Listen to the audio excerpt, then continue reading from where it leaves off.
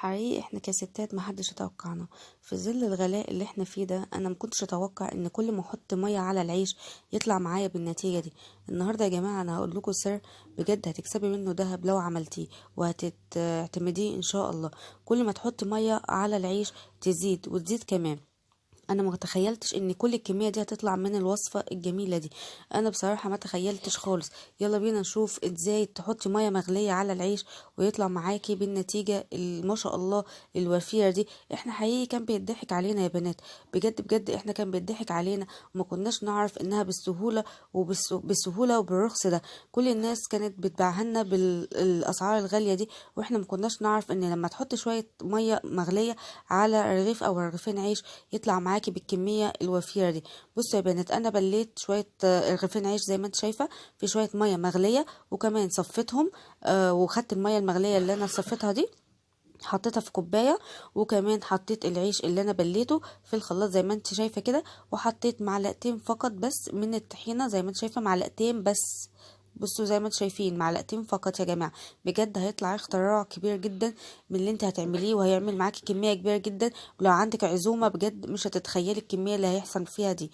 وحطيت الميه المغليه اللي انا صفيتها من العيش بعد ما بليته، حطيته في نزلته في الخلاط زي ما انت شايفه. هنضرب بقى يا جماعه، وكمان لسه هنزود ميه. كل ما تزودي ميه كل ما ما هيزيد معاكي ويكتر. هنا انا ضربته، اهم حاجه انك تضربيه ضربه جامده جدا جدا. كل ما تضربي فيه وكل ما تزودي ميه هيزيد ويوفر معاكي حلو جدا. هنديه ضربه حلوه كده زي ما انت شايفه. بصي لسه تقيل معايا، هنزود ميه مغليه تاني. هنا هنحط بق كده او معلقه من الخل، معلقه او معلقتين من الخل زي ما انت شايفه. الخل يا جماعه على حسب ذوقك، عايزه تحطي معلقه او اتنين براحتك. انا حطيت تقريبا معلقتين على ان الكميه هتطلع ما شاء الله كبيره معايا. بصي اهم حاجه انك تضربي. هنزود ميه بقى. انت النهارده مش هتزودي غير الميه. كل ما تعملي كل اللي هتعملي انك تفضلي تزودي في الميه المغليه. اهم حاجه انك تكون مغليه. كل ما تزودي كل ما تزيد معاكي وتفتحها وتبقى لونها ابيض وجميل كده اهو. بصي انا بضرب وازود بضرب وازود زي ما انت شايفه كده. تمام، احنا كده حطينا رغيفين عيش في شويه ميه مغليه، وكمان سيبناهم مفيش دقيقتين. بعد كده صفينا العيش من الميه وسيبنا الميه على جنب لان طبعا هنحتاجها. حطينا العيش المبلول في الخلاط وزودنا عليه الميه المغليه، وحطينا معلقتين طحينه بس فقط.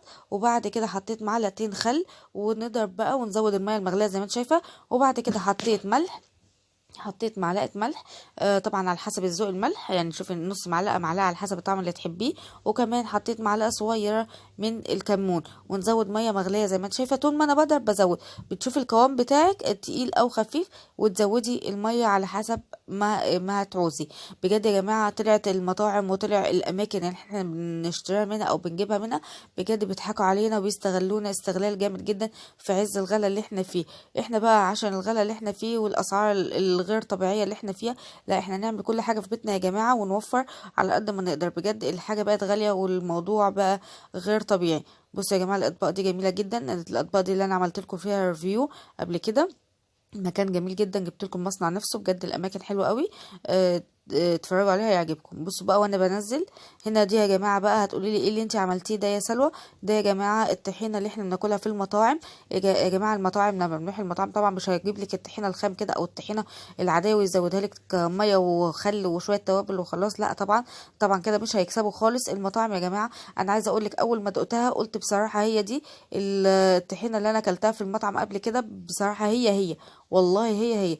هما بقى بيزودوا عيش يا جماعه عشان يزودوا الكميه طبعا، لان طبعا مش هيلحقوا على الكميه دي كلها. المطاعم ال اسمها ايه، الناس اللي بتجي لها يعني الترابيزات مش هيلحقوا بقى. كل ما ترابيزه بيحط لها 3 4 اطباق من الطحينه. طبعا العلبه كلها تخلص لما تحطي لكل ترابيزه بالشكل ده. لكن ما شاء الله كميه كبيره. بصي ازاي ما شاء الله، كل ما بتقعد كل ما بتتقل. بسم الله ما شاء الله، بتقعد معاكي اكتر من اسبوع في التلاجة ما بيحصلهاش اي حاجه. طبعا زي ما شفتي انا زودت كمان معلقتين زيت اهو يا جماعه. انا بقول لكم ان انا خدت معلقتين بس من الطحينه يا جماعه، عملت لي الكميه الكبيره قوي دي. بصي ما شاء الله كميه كبيره جدا هتوفر بجد حلو قوي.